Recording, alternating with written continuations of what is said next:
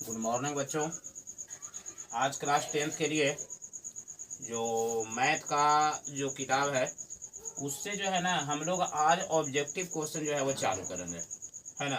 और सबसे पहले जो है वो हम लोग देखेंगे प्रायिकता से, ठीक है ना। तो चलिए आज हम लोग जो है ना प्रायिकता को जो है वो ऑब्जेक्टिव क्वेश्चन जो है वो शुरू करते हैं। देखिए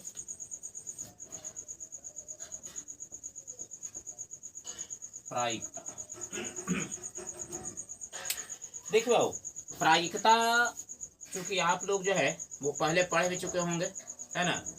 तो प्रायिकता जो है ना क्या है, प्रायिकता जो है ना एक अवधारणा है, ठीक है ना। क्या है? एक अवधारणा है, उसको संभावना भी आप कह सकते हैं। इसमें कोई घटना अगर घटित हो रहा है या कोई घटना का घटना जो है वो उसको घटने का है तो उसके बारे में हम लोग संभावना व्यक्त करते हैं, है ना। यह आशा व्यक्त करते हैं कि यह घटना संभव है। जैसे अगर मान लेते हैं कि आप लोग जो है जो लिड्डो खेलते हैं, है ना, तो उसमें जो है ना एक छक्का होता है, गोटी जो होता है वो एक छक्का उसको बोला जाता है। तो उसमें हम लोग देखते हैं बाबू कि जब हम लोगों की जरूरत जो है वो अगर अंक जो है वो 4 की जरूरत है कि हम 4 अगर आ जाता है तो मेरा गोटी जो है वो लाल हो जाएगा, है ना। लेकिन जब हम लोग जो है वो पासा को उसको फेंकते हैं, है ना, तो पासा पर जो है ना वो 4 नहीं आता है ना, 3 आता है, 2 आता है।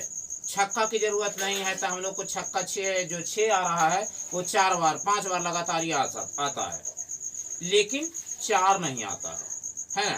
कभी कभी ऐसा भी होता है बाबू कि 4 की जरूरत है और पहली बार ही फेंके आज तुरंत 4 आ गया, है ना।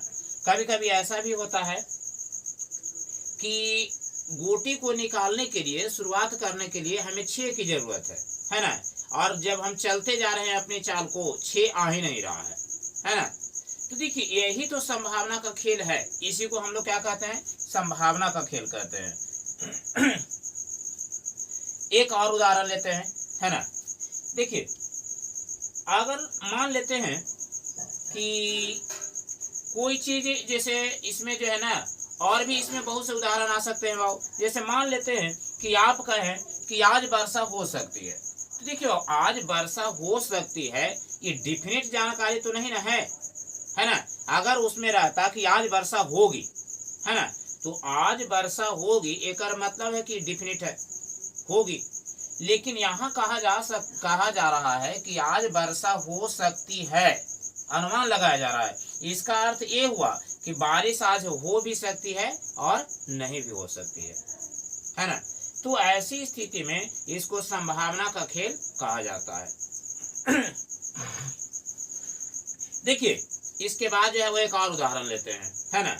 आप लोग जो है छोटा में जो है ना वो 5 साल 6 साल और हम लोग तो जो है वो पढ़ने के लिए जाते थे, छोटा बच्चा थे तो ऐसी स्थिति में जो है ना वो हम लोग सिक्का को जो है वो उछालते थे, चीत लेवा कि पट लेवा, है ना। तो ये जो है ना वो चीत और जो पट का जो खेल है इसमें भी यह भी जो है वो संभावना का ही खेल है। अगर आप ऊपर फेंके और बोले कि चीत आएगा और वहां पट आ गया, है ना, या फिर हो सकता है चित भी आ सकता है। तो देखिए इसी को हम लोग जो है वो संभावना का खेल के नाम से जानते हैं। यही जो है वो क्या है, प्रायिकता है। अब देखियो प्रायिकता जो है इसको 2 भाग में इसे बांटा गया है, ठीक है ना। एक होता है निश्चित और एक होता है अनिश्चित। तो देखिए निश्चित जो होता है उसमें घटना जो है ना घटित होना एकदम बिल्कुल निश्चित है ना। जैसे मान लेते हैं कि आपको हम कहें कि एक पासा के फेंक में 6 आने की घटना, तो एक पासा के फेंक में 6 आने की घटना, तो आप जानते हैं कि पासा पर जो है वो 1 से लेकर के 6 तक के अंकित होता है, ठीक है ना। और उसमें जो है जब भी हम पासा फेंकेंगे तो उसमें 6 आएगा ही, है ना। 1 2 3 4 5 6 तक के अंक आएगा, तो ये डिफिनिट हो गया। लेकिन अगर कहा जाए कि एक पासा के फेंक में 7 आने की घटना बताइए, तो क्या पासा पर 7 आता है? पासा पर 7 नहीं आता है ना। तो ऐसी स्थिति में उसको हम लोग कह सकते हैं अनिश्चित घटना या असंभव घटना। माने उसका घटित होना संभव है ये नहीं है, पासा पर 7 कभी आएगा ही नहीं, तो ऐसी स्थिति में क्या कहलाएगा बाबू, असंभव घटना के नाम से जाना जाएगा। ठीक है, तो चलिए अब जो है बाबू देखते हैं कि ऑब्जेक्टिव क्वेश्चन को सोल्व करने से पहले कुछ उसमें सूत्र है और कुछ चीजें ऐसी है जिसकी जानकारी अगर नहीं होगी तो आप लोग ऑब्जेक्टिव क्वेश्चन सही ढंग से नहीं बना पाइएगा, है ना। देखिए इसके बाद जो है पासा, सिक्का, है ना, और इसके बाद आएगा टॉस, है ना, फिर आ जाता है इसमें लीप वर्ष, है ना, सामान्य वर्ष, ये सब पर जो भी आधारित जो है वो क्वेश्चन पूछा जाता है। ठीक है ना। इसके अलावा जो है बाबू इसमें जो है वो सम संख्या, विषम संख्या, अभाज्य संख्या, ये भी जो है इस पर भी आधारित क्वेश्चन इसमें आते हैं। तो चलिए आज जो है वो ऑब्जेक्टिव क्वेश्चन सोल्व करने से पहले आज हम लोग जो है ना वो इसका कुछ मेन जो पॉइंट है इसको हम लोग देख लें। यही जो है हम लोगों को ऑब्जेक्टिव क्वेश्चन सोल्व करने में बहुत मदद करेगा। ठीक है, तो चलिए देखते हैं बाबू।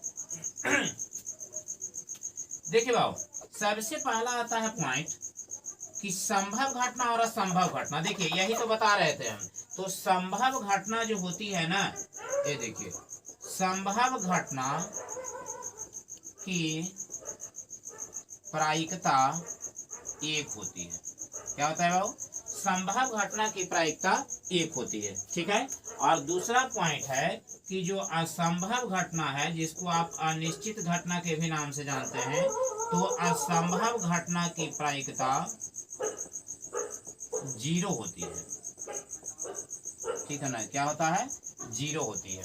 ठीक है, अब देखिए बाबू अब हम लोग आते हैं सिक्का पर। ध्यान दीजिए, देखिए सिक्का जो है बाबू तो ओकरा में कितने सतह होते हैं, 2 सतह होते हैं। सिक्का जो है जब भी आप उछालते हैं तो सिक्का में कितना सतह होता है, 2 सतह होता है ना। एक होता है हेड और एक होता है टेल। ठीक है, क्या होता है, एक होता है हेड और दूसरा होता है टेल। अब आप जो है वो कल्पना, अभी जो है वो आपको हम बताए थे कि आप सिक्का को ऊपर की ओर उछालते हैं तो दोनों में से कोई एक ही सतह आ सकता है, और कभी कभी तो जो है ना वो दोनों जो है ना सिक्का जो है वो दोनों में से कोई नहीं आता, खड़ा सिक्का रह जाता है ना। तो ऐसी स्थिति में उसको अंट के नाम से जाना जाता है ना। तो अब देखिए आओ सिक्का में सतह कितना होता है ये देखते हैं। तो देखिए दूसरा है कि एक सिक्का में 2 सतह होते हैं, है ना। एक होता है कुछ बाबू चित और दूसरा पट। पट को टेल कहते हैं बाबू, अचित को हेड कहते हैं। देखिए एकरा में लिख लीजिए आप लोग, काहे कि ये भी जो है ना आप लोग को काफी इम्पोर्टेंट है।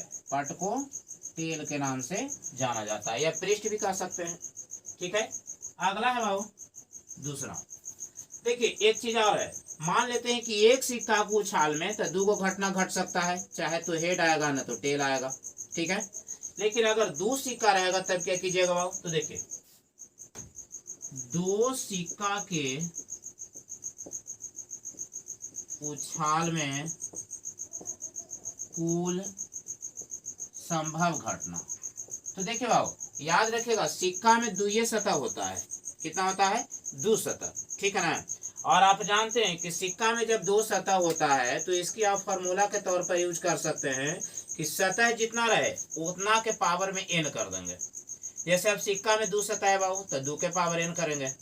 ठीक है ना, पासा अगर रहेगा तब पासा में 6 तक के अंकित होता है तो 6 के पावर n करेंगे, तब जो है उसका जो घटित घटना है वो निकल जाएगा पूरा। तो देखिए सिक्का जो है बाबू, सिक्का में 2 सतह होता है बाबू तो 2 लिख दिए। ठीक है ना, आप पावर में कितना बाबू 2 होगा। ठीक है ना, यहाँ रह देते हैं इतना ही। सिक्का को उछाल में कुल संभव परिणाम, तो देखिए 2 के पावर कितना होगा बाबू, n हो जाएगा।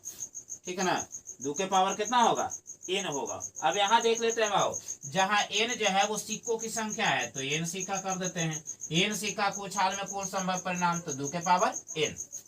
अब देखिए एक उदाहरण के तौर पर आप लोग ले लीजिए। जैसे मान लेते हैं कि हम कहे बाबू कि 3 सिक्का, देखिए 3 सिक्का के उछाल में कुल संभव परिणाम। अब देखिए बाबू सूत्र आपको क्या बनाया है, 2 है तो 2 लिख दीजिए। आप पावर में n हम लिखे हैं, n जो है ना आपको दिखाएगा कि सिक्का की संख्या के गो है। तो आप देख रहे हैं यहाँ पर कि यहाँ एग्जाम्पल्स में डाले 3 सिक्का को उछाल में, यानी कि n के बदले कितना 3, तो पावर में 3 रख दीजिए बराबर 8 हो जाएगा, है ना।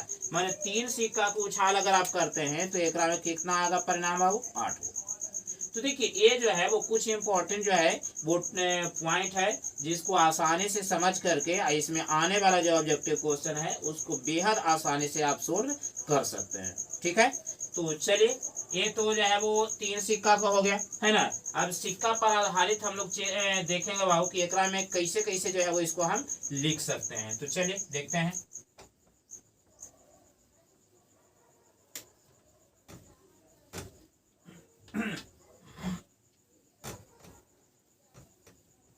अब देखिए बाबू, मान लेते हैं कि आप 2 सिक्का को करते हैं बाबू। देखिए 2 सिक्का के उछाल में कुल संभव परिणाम, तो अभी आपको सूत्र बताए थे बाबू कि 2 के पावर n रखिएगा तो 2 हो गया, और n का मान 2 सिक्का है तो 2 रख देते हैं, तो कितना हुआ बाबू 4। लेकिन अब 4 कैसे हो गया, इसी को हमको देखना है बाबू कि आखिर में इसमें 4 जो है वो कैसे परिणाम आएगा। तो देखिए ध्यान दीजिएगा, देखिए बाबू ये है पहला सिक्का। तो सिक्का पर आपको पहले ही बताया गया है कि सिक्का जो होता है उसमें हेड और टेल दोनों होता है। क्या होता है, हेड और टेल दोनों। तो देखिए ये पहला सिक्का है बाबू, तो इसका हेड और टेल आएगा, ठीक है। अब फिर 2 गो चुकी सिक्का है तो दूसरा सिक्का है, तो एक रो में हेड और टेल आएगा बाबू। अब जहां तक कुल परिणाम निकालने की बात है, तो देखिए हम लोग करेंगे क्या कि गुना टाइप का करेंगे, ठीक ना। इसको जो है वो इससे करेंगे, तो देखिए क्या क्या होता है बाबू, हेड और ये भी हेड है बाबू, तो एच एच, ठीक है। इसको साथे लिख देना है, दोनों के साथ सिर्फ गुना नहीं करना है, लिख देना है। अब देखिए बाबू हेड के साथ ही इसको किए तो हेड हेड हो गया। अब टेल के साथ कीजिएगा बाबू तो टेल हेड, ठीक है ना। फिर जो है वो टेल है बाबू तो इसे साथ कीजिए, हेड टेल और टेल टेल, है ना। टेल टेल कहने का अर्थ होता है जो टेल ना नहीं है ना, किसी को ढकेल नहीं देना है। अब देखिए बाबू तो टेल टेल हो गया। अब बताइए कि वो हो गया बाबू 1 2 3 4, 4 को परिणाम आ गया, ठीक है ना। इसी तरह से अगर 3 सिक्का को उछाल करें तो 8 परिणाम आएगा, तो 8 को हम लिख सकते हैं इसमें, ठीक है। अब देखिए इसमें तो ए हो गया बाबू। अब हम लोग बढ़ेंगे आगे, ठीक है। देखिए बाबू ये सब जितना भी पॉइंट है आगे चल करके आपको जो है ऑब्जेक्टिव क्वेश्चन को सोल्व करने में काफी मददगार होगा। आते हैं बाबू अगला पॉइंट की ओर, पासा। देखिए पासा देखिए बाबू पासा जो होता है उसमें 6 गो सतह होता है। घन आप लोग देखिए है ना, घन जो घन का जो हिस्सा बनाया जाता है वही है, वो भी उसी का है, उसी पर जो है वो उसमें डॉट डॉट कर करके 6 गो 5 गो 4 गो 3 गो 2 गो इस तरह से करके उसमें बनाया है। तो आप जानते हैं कि पासा पर उपस्थित अंक कौन कौन है। देखें पासा पर उपस्थित अंक कौन कौन है बाबू, 1 2 3 4 5 6 तक होता है बाबू। अगर देखिए इस तरह से भी हो सकता है, इसमें 1 है तो 1 डॉट, 2 है तो 2 डॉट, है ना, 3 है तो 3 डॉट, है ना, 4 है तो 2 डॉट ऊपर और 2 नीचे, 4 को हो गया बाबू। 5 है तो 2 ऊपर और 2 नीचे और बीच में 1, और 6 है तो 6 के इस तरह से लिखते हैं। इस तरह से आप लोग देखे होंगे, ये पासा है। अब देखिए बाबू चूंकि इसमें जो है वो पासा पर उपस्थित अंक 1 2 3 4 5 6, अब एक में 3 तरह के संख्या आता है बाबू, ठीक है ना। देखिए कौन कौन आता है, अभाज्य संख्या, अभाज्य संख्या। एक नियम कहता है बाबू कि वैसी संख्या जो स्वयं अपने और एक को छोड़ करके कोई संख्या से न कटे, माने स्वयं और एक को छोड़ करके कोई संख्या से न कटे। तब बताइए बाबू कि एक में अभाज्य संख्या है कौन कौन, तो स्वयं को छोड़ करके, तो देखिए शुरू होगा बाबू 2 से, ठीक है ना, 2 से तो 2 3 और 5, ये हो गया आपका अभाज्य संख्या। ये बहुत काम करेगा, ठीक है ना। आप लोग जो है सही ढंग से इसको जो है ना ऑब्जेक्टिव क्वेश्चन को देख लीजिए। 50 नंबर का मैथ का ऑब्जेक्टिव क्वेश्चन आता है, ठीक है ना। 100 क्वेश्चन देता है जिसमें 50 क्वेश्चन को बनाना है, ठीक है। और हम आपका जो है वो मैथ का पूरा ऑब्जेक्टिव क्वेश्चन का सोल्यूशन हम इस पे देंगे, ठीक है ना, इस चैनल पर, ठीक है। तो देखिए अभाज्य संख्या हो गए बाबू। अब विषम संख्या को हम लोग देखेंगे। तो देखिए बाबू विषम संख्या जो है वो 1 से शुरू होगा, 1 3 5। इसके बाद आ जाएगा बाबू सम संख्या।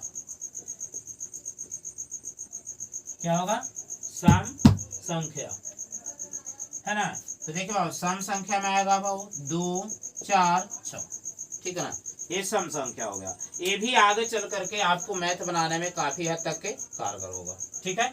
अब देखिए बाबू आप लोग वीडियो को रोक करके जो है वो लिखते जाइएगा, क्योंकि ये जो है ना हमें इस पे जो मिटा रहे हैं जगह कम है, ठीक है ना। इसके बाद जो है वो हमको चूंकि आगे भी बढ़ना है, तो आप लोग वीडियो को रोक करके लिख लीजिएगा।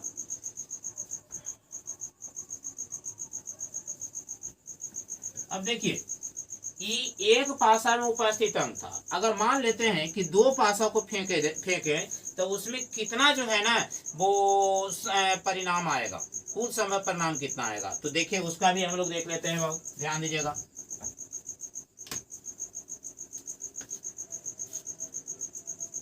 देखो ये है पहला पासा, तो एकरा में 1 2 3 4 5 6, ठीक है। दूसरा पासा बाबू, तो एकरो में फिर अंक वही आएगा 1 2 3 4 5 6। अब एकरा जो है ना बाबू देखना है हमको कि दोनों पासा को फेंकने पर कुल संभव परिणाम कितना होगा। तो देखिए ध्यान दीजिएगा,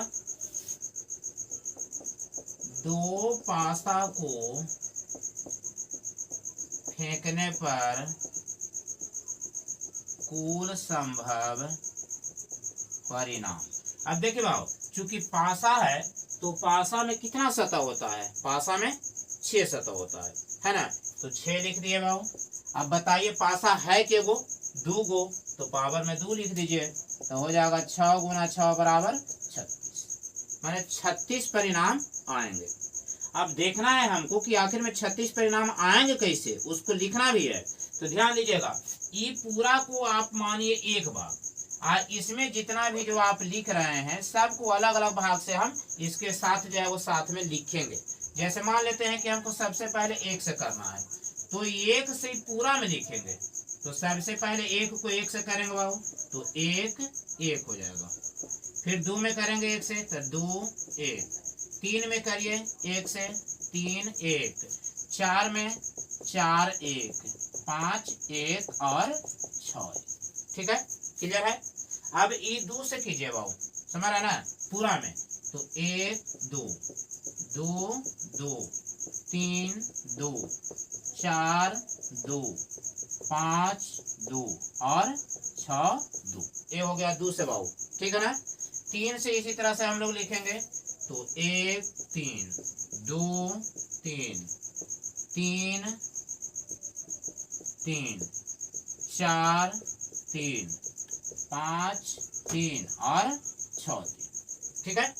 देखिए बाबू 3 को लिखा गया। अब 4 से जब लिखना है तो 4 से लिख दीजिए, 1 4 2 4 3 4 4 4 5 4 और 6 4, ठीक है। अब जो 4 तक हो गया बाबू, अब 5 से भी लिख देंगे। देखिए ध्यान दीजिएगा, 1 5 2 5 3 5 4 5 6 5 और नहीं, ये 5 था बाबू, ध्यान दीजिएगा, 5 5 ये था और 6 5, ठीक है। अब 5 से हो गया बाबू, अब 6 से 7 करना है। देखिए 6 से, तो 6 से कीजिए, 1 6 2 6 3 6 4 6 5 6 और 6 6, ठीक है। तो देखिए इस तरह से आप गिन लीजिए, 1 2 3 4 5 6 इधर बाबू है, और फिर इधर भी आ जाइए, 1 2 3 4 5 6, तो 6 गुना 6 बराबर 36, मैंने कुल परिणाम कितना आपका आ गया 36 को, देखिए ये थे आपको ऑब्जेक्टिव क्वेश्चन बनाने के लिए जो है ना, ये सब जो है वो आपको लिए हम आपको बता रहे हैं, ठीक है। चलिए इसके बाद भी जो है हम लोग आगे बढ़ते हैं, और देखिए अभी और इसमें बहुत सा सूत्र है जो आपको जो है ना वो ऑब्जेक्टिव क्वेश्चन बनाने में मदद करेगा, ठीक है।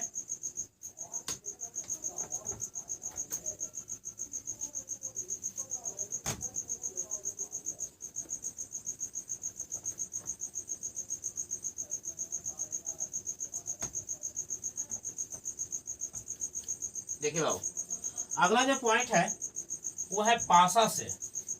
किससे है? पासा से। नहीं सॉरी, पासा से नहीं बाबू, पासा तो बता चुके हैं। अगला जो है उसको हम लोग ताश से लेंगे, ठीक है ना। अगला जो पॉइंट आएगा वो कैसे आएगा? ताश से। देखिए ये है ताश। देखिए बाबू, बहुत सा जो लड़कन है कम ही उम्र में जो है वो ताश पकड़ लेते हैं, है ना। और ताश खेलने में इतना उनको एक्सपीरियंस हो जाता है कि जैसे लगता है ना कि उनके हाथ में जो है वो जादू आ गया है ना। ताश खेलने में जो है वो पूरी तरह से उनका एक्सपीरियंस हो जाता है ना। और बहुत से लड़का, देखिए ताश खेलना कोई खराब बात तो नहीं है, लेकिन लोग जो है ना उसको जब ताश खेलने के लिए जब उद्यत होते हैं तो उनमें जो है ना वो एक प्रकार का नशा हो जाता है ना। और जब उनको टाइम मिलता है, जब जाकर के ताश के पास या तो बैठ जाते हैं ना तो ताश खेलना शुरू कर देते हैं, है ना। तो देखिए यह जो है ना वो भाग जो है वो बुरा है इसका, है ना। जब अगर आपके पास कोई मनोरंजन का कोई साधन नहीं है, आप जो है वो बैठे बैठे एकदम बिल्कुल बोर हो रहे हैं, है ना, मन नहीं लग रहा है, तब जो है ना एक आध घंटा आधा घंटा जो है वो ताश के पास जो खेल रहे हैं उसके पास बैठ गए, या फिर हो सकता है कि थोड़ा खेल लिए। लेकिन यहाँ तो हो जाता है क्या ना कि लोग जो है ना वो ताश जब खेलने के लिए बैठते हैं तो 2-2 घंटा 3-3 4-4 घंटा तक ताश जो है वो खेलते ही रहते हैं। घर का जो है वो कोई काम हो या ना हो, लेकिन ताश जो है वो खेलना जरूरी है ना। लोग जो है वो ताश खेलने के चक्कर में अपने बहुत से कामों को क्या करते हैं वो लॉस कर देते हैं, बहुत से कामों को जो है वो नहीं कर पाते हैं, जिसके कारण उनको काफी हानि उठाना पड़ता है ना। लेकिन चलिए हम लोगों को चूंकि ये पढ़ना है तो हम लोग इसमें देखते हैं बाबू, इससे संबंधित जो है वो ऑब्जेक्टिव क्वेश्चन आएगा।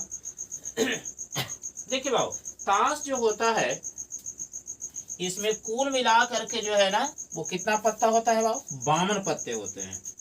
ताश जो होता है इसमें 52 पत्ते होते हैं, ठीक है, जो 4 भागों में बटा होता है।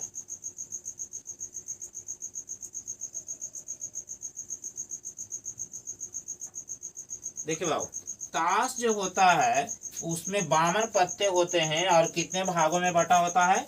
4 भागों में बटा होता है, ठीक है ना। ताश जो होते हैं उसमें 52 पत्ते होते हैं। देखिए ताश में 52 पत्ते होते हैं जो 4 भागों में बांटा होता है, ठीक है ना। कौन कौन होता है बाबू ये देख लीजिए। देखिए ताश जो है जो 4 भाग में बटा होता है बाबू, या उसको 4 समूह भी आप कह सकते हैं। तो देखिए सबसे पहला ई आता है, इसको कहा जाता है ईंट। क्या कहते हैं बाबू? ईंट कहते हैं इसको, ठीक है। क्या कहते हैं? ईंट, ठीक है, किताबी भाषा है बाबू। दूसरा जो आता है पान। देखिए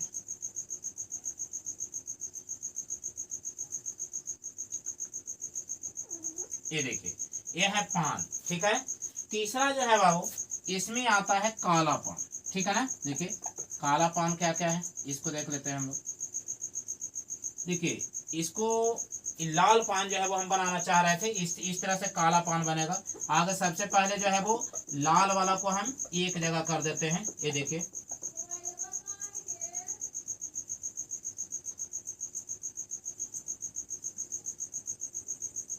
ये देखिए बाबू, इसको जो है वो क्या कहते हैं? पान कहते हैं। बिल्कुल एकदम दिल की तरह है ना। और लड़कन लोग तो जो है वो दिल को बड़ी जल्दी समझ लेता है ना। दिल से तो जो है ना उसका पूरा का पूरा ही काम होता है ना। तो ये जो है वो क्या है बाबू? पान है, ठीक है। और अगला जो है बाबू देखिए इस तरह का है।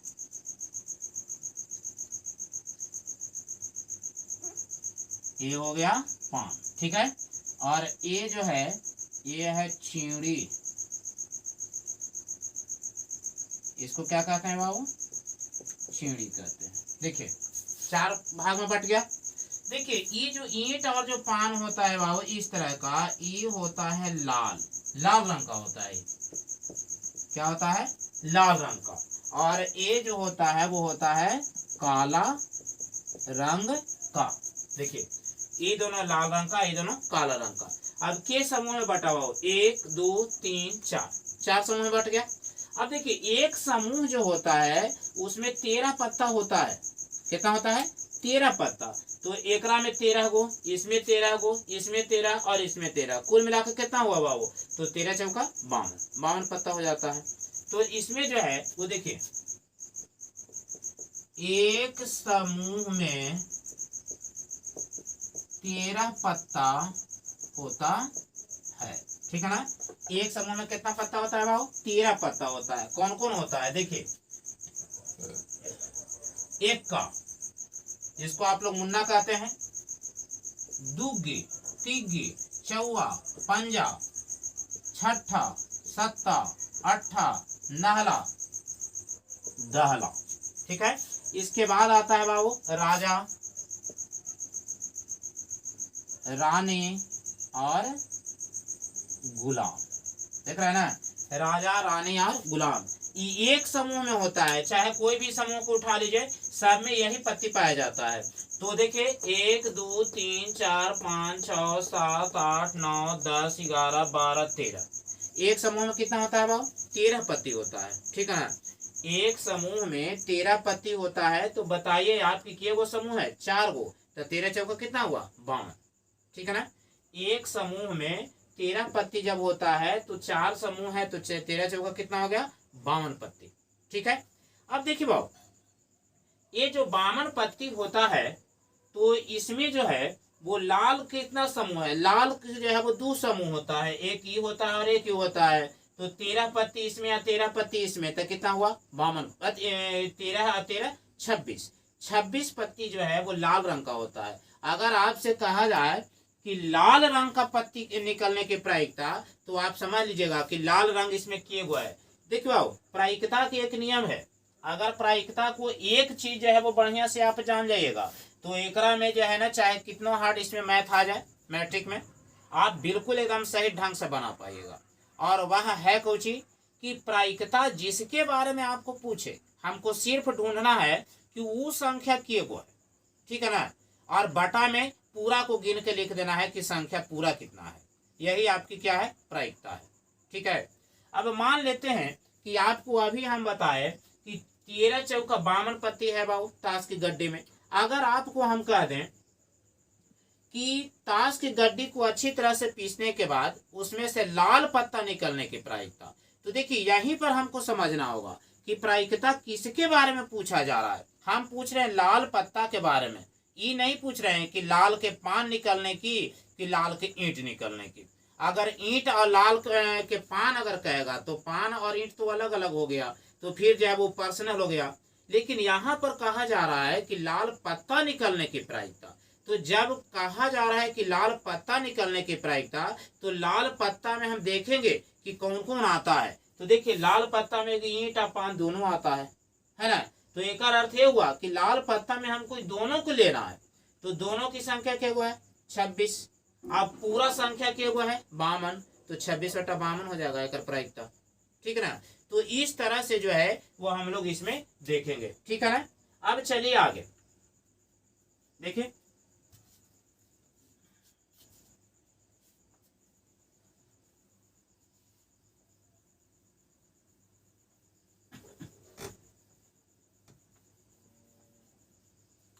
देखिए बाबू लाल रंग के पत्तों की संख्या बराबर 13 + 13, 2 समूह था बाबू इसमें, तो 13 दूनी 26। और अगर यही पूछ दे कि काला रंग के पत्तों की संख्या, तो 13 + 13 बराबर 26। दोनों में वही होगा, पत्तों की संख्या कहेगा तब, ठीक है ना। अब बताइए बाबू चींटी की संख्या क्या होगा, तो देखिए चिड़ी खुद एक समूह है, समझ रहा है ना, चिड़ी क्या है, खुद एक समूह है, ठीक है ना।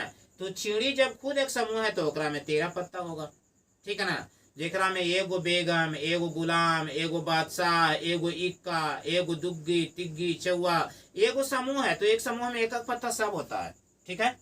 4 समूह है तो सब में जो है उसी तरह का हो जाएगा, ठीक है ना।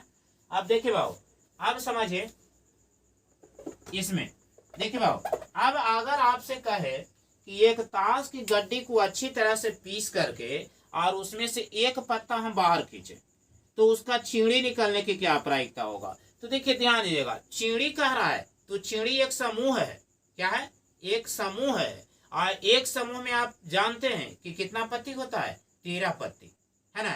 एक समूह में 13 पत्ती होता है तो चिड़ी निकलने की प्रायिकता, तो जैसे हमको चिड़ी निकलने की खाली प्रायिकता अगर कहता है तो चिड़ी की संख्या क्या है भाव, 13 गो। आप पूरे ताश की गड्डी में कितना पत्ती है, 52 पत्ती है, तो कितना हो जाएगा, 13/52 हो जाएगा, ठीक है। अगर आपसे पूछता है कि लाल के बेगम निकलने की प्रायिकता, तो लाल की बेगम खाली कह रहा है, ये नहीं कह रहा है कि लाल पान की बेगम है कि लाल ईंट के बेगम है ना, सिर्फ पूछ रहा है कितना भाव, लाल के बेगम।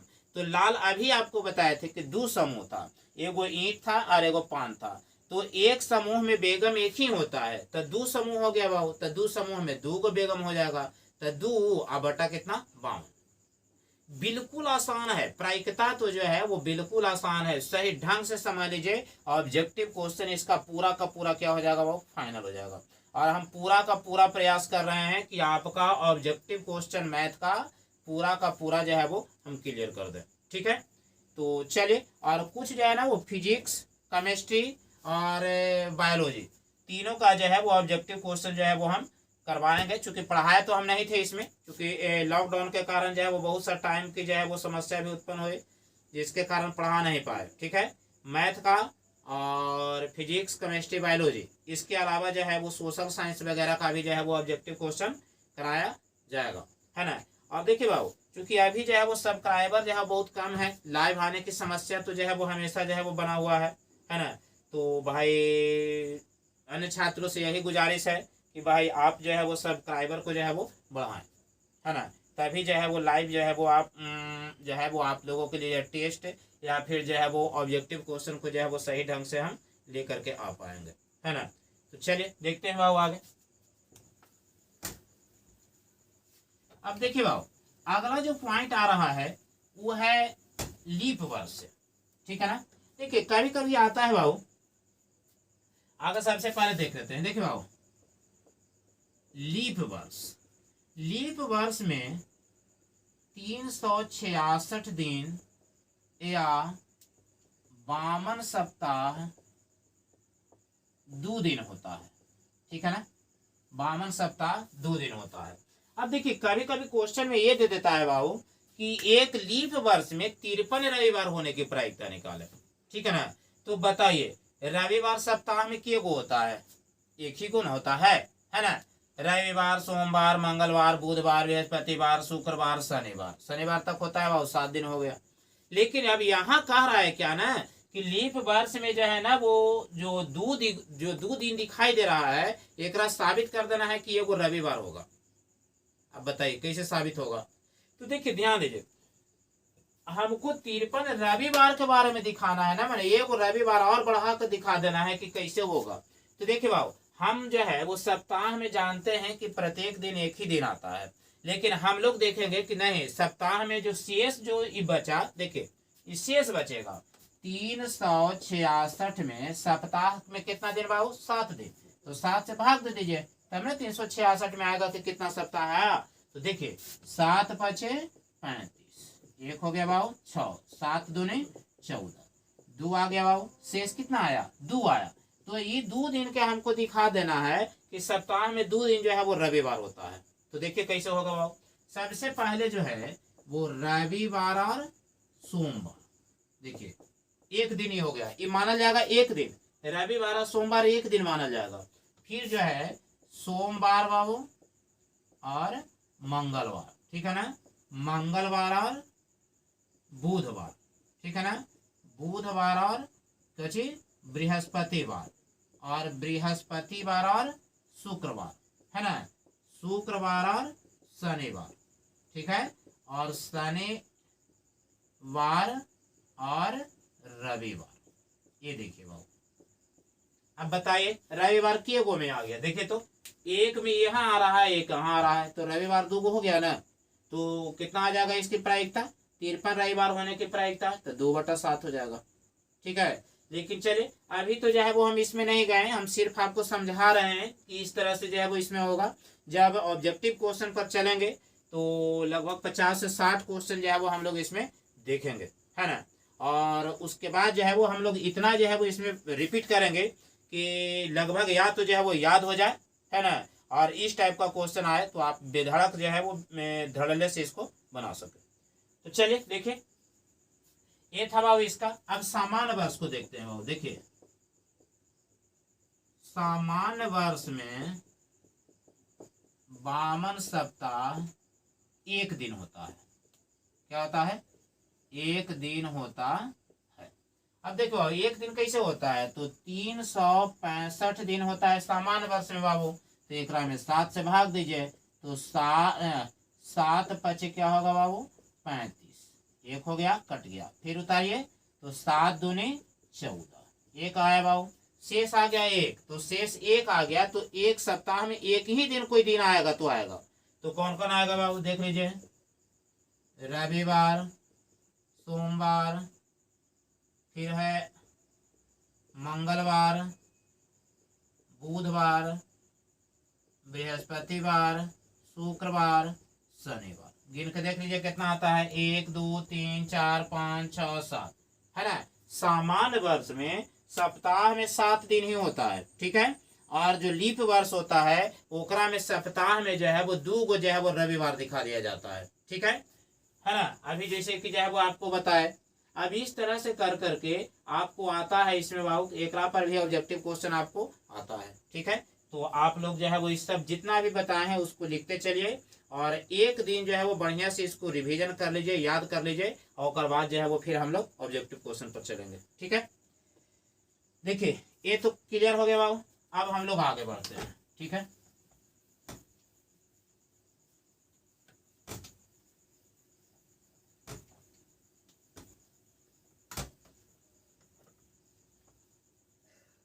देखिए बाबू, अब जो है इसके बाद आता है, देखिए ये तो था लीप वर्ष और समान वर्ष। पासा हम लोग देख लिए, सिक्का देख लिए, इसके बाद हम लोग फिर ताश के बारे में भी देख लिए। अब जो है हम लोग देखिए अभाज्य संख्या और अभाज्य विषम संख्या और सम संख्या के बारे में भी हम लोग देख लिए, है ना। तो ये सब पूरा जो है वो हम लोगों को जो है वो क्लियर हो गया। अब हम लोगों को जो है ना इसमें आने वाला जो ऑब्जेक्टिव क्वेश्चन है इस पर भी बहुत सा जो है वो क्वेश्चन आधारित होगा। अब देखते हैं, देखिए चूंकि शुरुआत दौर में ही बताए थे संभव घटना और संभव घटना की प्रायिकता क्या होता है, 1 और 0। अब देखिए बाबू, तो इससे जो है ना एक सूत्र बनता है PE, पी से हो गया प्रोबेबिलिटी, से हो गया घटना, तो PE plus PE dash, dash जो है वो उसके लिए दिया गया है बाबू जो असंभव घटना की प्रायिकता को इंगित करता है। ये असंभव घटना की प्रायिकता होगा और ये क्या होगा, संभव घटना की प्रायिकता। तो देखिए शुरुआत दौर में ही बताया था बाबू कि इसकी प्रायिकता 1 होती है और इसकी प्रायिकता 0, तो दोनों को जोड़ करके कितना आएगा बाबू, 1 आएगा, अर्थात PE प्लस PE डैश बराबर 1। अगर आपको PE सिर्फ निकालना है तो 1 माइनस PE डैश होगा, और अगर PE डैश अगर निकालना है तो 1 माइनस PE होगा, ठीक है। ये जो है वो सूत्र है, ठीक है ना। अब देखिए बाबू, प्रायिकता जो होता है वह जो होता है ना, प्रायिकता जो होता है उसका मान 1 से ज्यादा नहीं हो सकता, समझ रहा ना। प्रायिकता का मान जो है वो 1 से ज्यादा नहीं हो सकता और 0 से कम नहीं हो सकता, इसके बीच में होता है, ठीक है ना। तो यही प्रायिकता होती है। अब देखिए बाबू, प्रायिकता का जो मान है इससे न ज्यादा होगा न कम होगा, ठीक है। अब देखिए अगला जो पॉइंट है बाबू प्रायिकता के बारे में, देखो परसेंटेज कितना तक माना जाता है, परसेंट का मतलब 100 होता है। तो देखिए प्रायिकता जो है ना वो 100% तक के हो सकती है। अगर आपको 1% दे दिया है प्रायिकता हो जाएगा, 5% दिया है प्रायिकता होगा, 50% दिया है फिर भी प्रायिकता होगा, 99% दिया है वो भी प्रायिकता होगा, 100% तक के अगर लिख दिया है तो प्रायिकता होगा। लेकिन अगर ये लिख देता है कि 101%, तो आप जानते हैं कि परसेंटेज तक में जो है वो 100 तक ही होता है ना। ये 101% लिख दिया, एक अर्थ ये हुआ कि प्रायिकता ही नहीं हो सकता है। ठीक है, समझ गया ना। अब देखिए आते हैं दूसरा है भाव। जब भी भिन्न आए, भिन्न के रूप में अगर प्रायिकता आए तो अंश जो है ना वो हर से ज्यादा नहीं होना चाहिए। अगर अंश हर से ज्यादा होता है तो फिर प्रायिकता वो नहीं हो सकता है।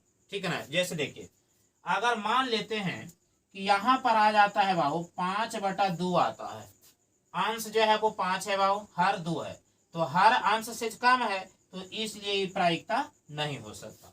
ठीक है, लेकिन अगर यहाँ पर आता 2/5 तो ये प्रायिकता होता। ठीक है ना। ये सब बढ़िया से समझ लीजिए बाबू, क्या कि ये सब क्वेश्चन जो है वो ऑब्जेक्टिव क्वेश्चन इसमें आता है। अब देखिए बाबू अगला जो आता है प्रायिकता को तो पॉइंट में आएगा। जैसे देखिए 0.5, 0.2 इस टाइप का आएगा तो प्रायिकता होगा।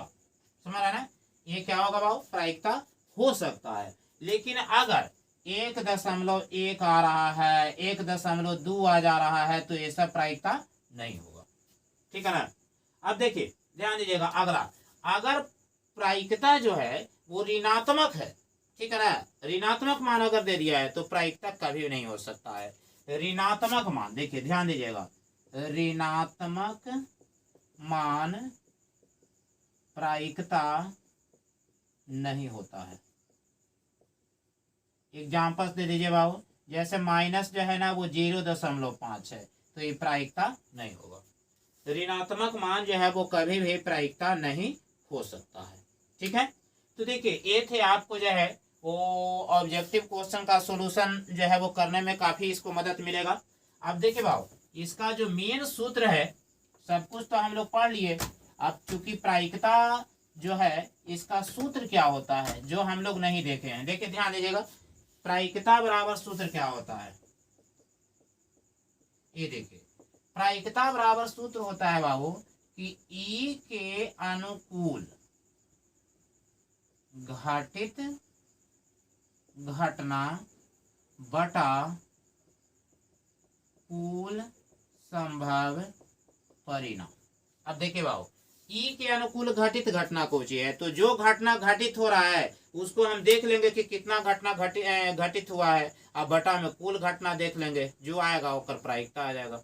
ठीक है, अब देखिए बाबू एक और पॉइंट आता है बाबू जो लिखा गया है the book on games of choice. देखिए the book on games of choice, ये किसने लिखा बाबू, तो जे कार्डन जो है वो इस किताब को जो है वो लिखे थे।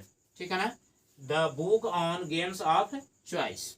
ठीक है ना, माने रुचि के अनुसार जो गेम होता है उसका जो पुस्तक है वो कौन लिखे, जे कार्डन लिखे थे।